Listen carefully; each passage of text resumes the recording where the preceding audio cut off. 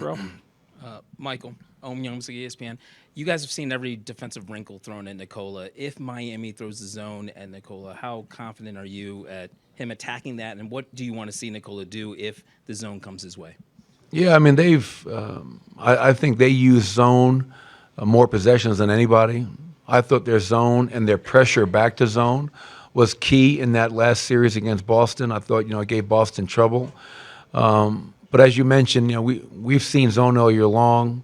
I think we have one of the better zone efficiencies on the offensive end. Right now in the playoffs, I think our offensive rating is maybe the best it's ever been for a team in the finals, and we're prepared for it. And if we do see the zone, I think a lot of teams when they see a zone will panic, and instead of just playing the game and getting the ball into the middle of the zone, using dribble penetration to collapse the zone. And the other thing we talk about is like if we call a play and they're in zone, just run the play. This is not college. Bam Adebayo cannot stand in the middle of the paint. He's got to cleanse himself at some point. So, and the last thing I'll say to that, is the best zone offense is your defense. If you get stops and rebounds, that makes it really hard for a team to fall back into a 2-3 zone and try to take you out of your rhythm. We're here in the second row. Hey, Coach. Arash Madani from Sportsnet Canada. Jamal's been a driven kid from the jump.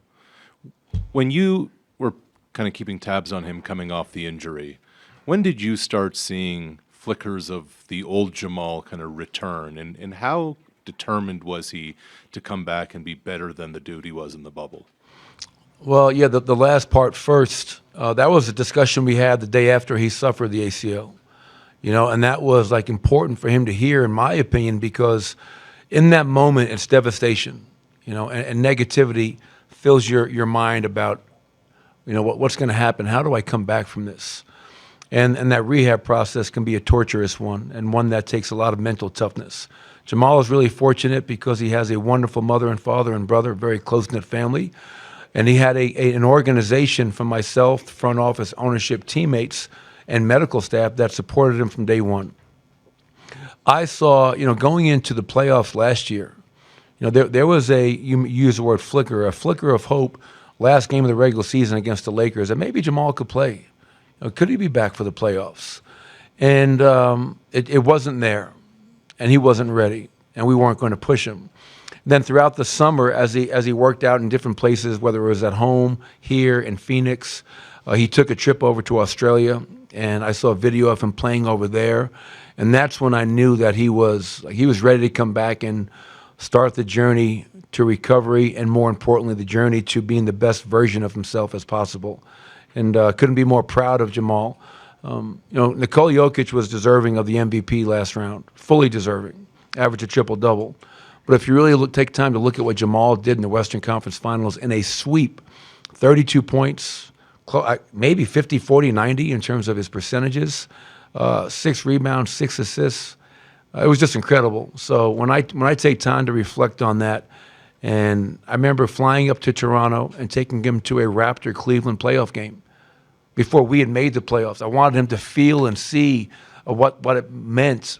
And here we are in the NBA Finals, and it's great when you can reflect and have those types of memories with not only a player, but somebody that, I've come to really love and respect. Sopan here on the left. Sopan Deb with the New York Times. Nikola, as you know, is a very different NBA star in that he's not as front-facing and doesn't do as much, podcasting and film and TV off the floor and that kind of stuff. I was curious how, if at all, how different that makes his relationship with the city and the fan base, if that makes any difference.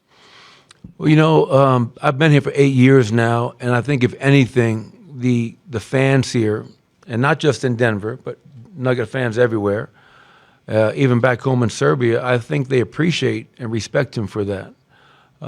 He's not trying to be something he's not.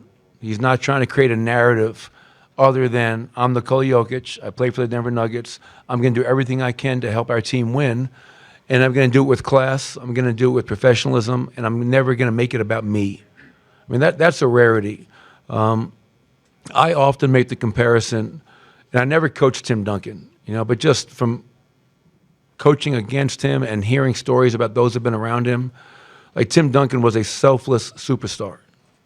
And I look at Nikola Jokic in the same vein. I think Nikola Jokic is a truly selfless superstar where it's not about him. He's not looking for people to look at me, tell me how great I am.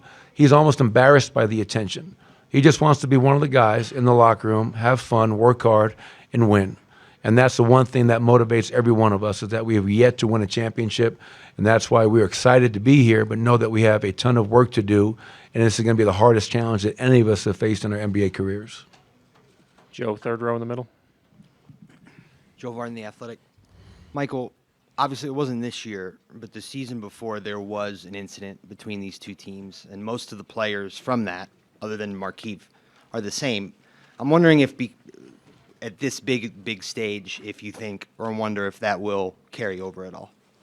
It hasn't come up in any of my thoughts, discussions, narratives. That's a question probably more suited for the Miami Heat. But for us, all we're worried about is winning Game 1 tomorrow night. That's our sole focus, and none of the storylines that accompany this series are going to distract us from that focus.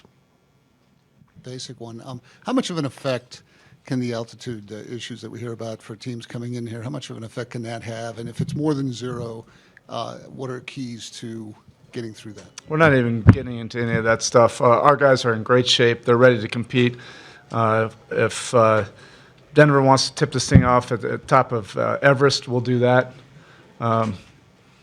This thing is going to be decided between the 4 lines.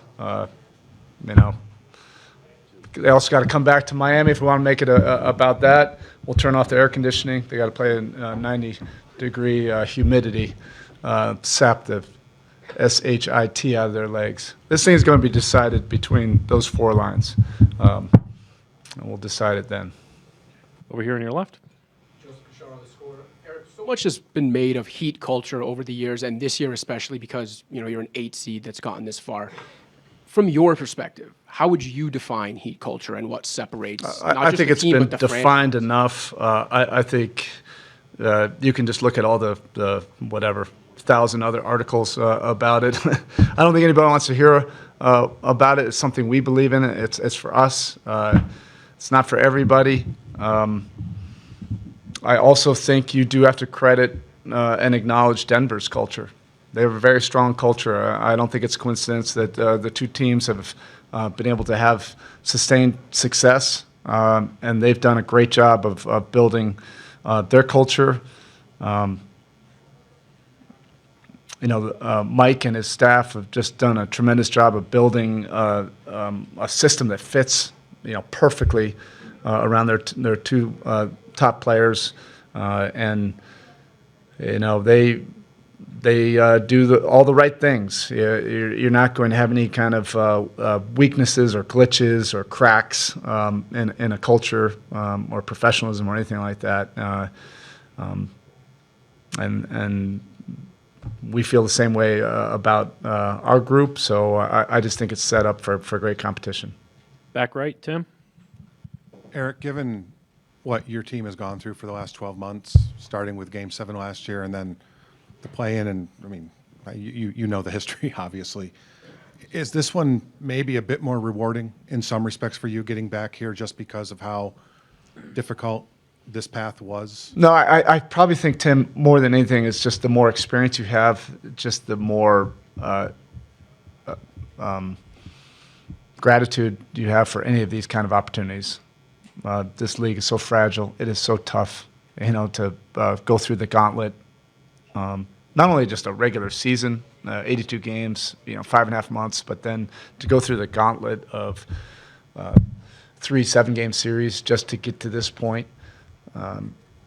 You're just really grateful, for these kind of opportunities. And this is a special group, that this group has been able to overcome a lot of different things, handle a lot of adversity, setbacks, things that have not gone the way we wanted it to go. And instead of having that collapse our spirit, it allowed us to develop some fortitude and grit collectively and give us something to rally around, which was each other.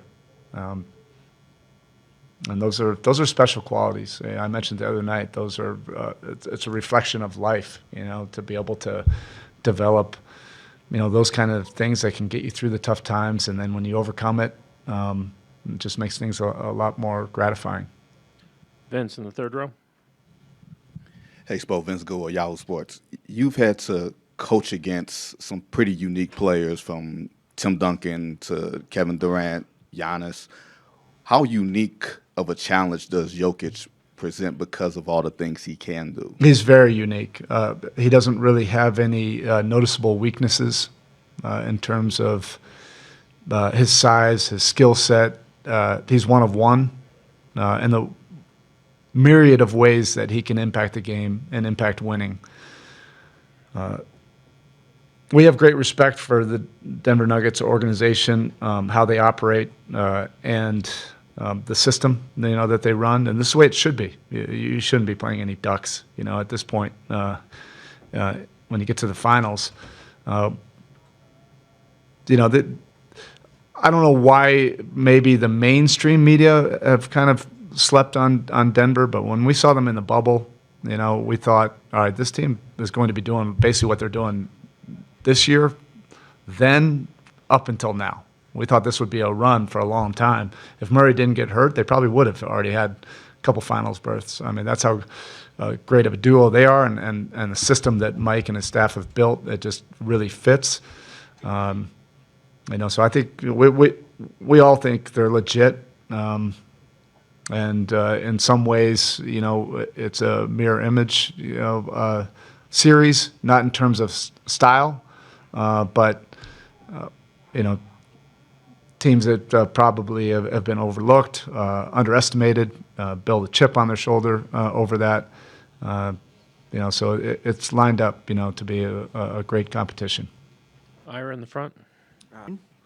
As the last series wore on, you had to go away from Kevin and Cody and go smaller. Do you reintroduce them in this series with obviously a much different opponent?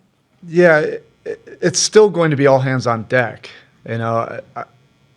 However this thing starts tomorrow, it probably will be similar to the last series, that it's going to look different by the end of the series. And you have to be open to all the different possibilities.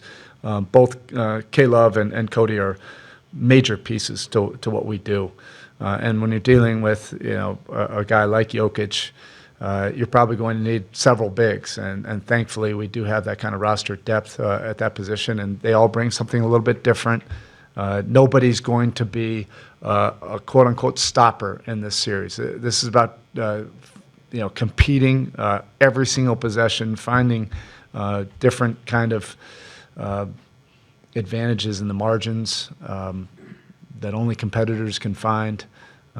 But thankfully, we do have both of those guys, and we're able to pick them up late. Jeff in the middle. Jeff Zilgett, USA Today. Eric, you mentioned the duo in Jamal and Nikola. What is the pressure that they put on defenses? Well, they're both dynamic. They both can do it on their own, but they also both really complement each other. That's hard to find in this league. When your two best players just absolutely complement each other. They both can and have scored 50 in a playoff game, and they both can be facilitators. And I don't think either one of them care how many points they score. It's just about getting the most efficient shot, for the offense. So they play the right way, and that's something that you have to try to get them out of that rhythm. And there's no easy way to do that. You just have to find a way.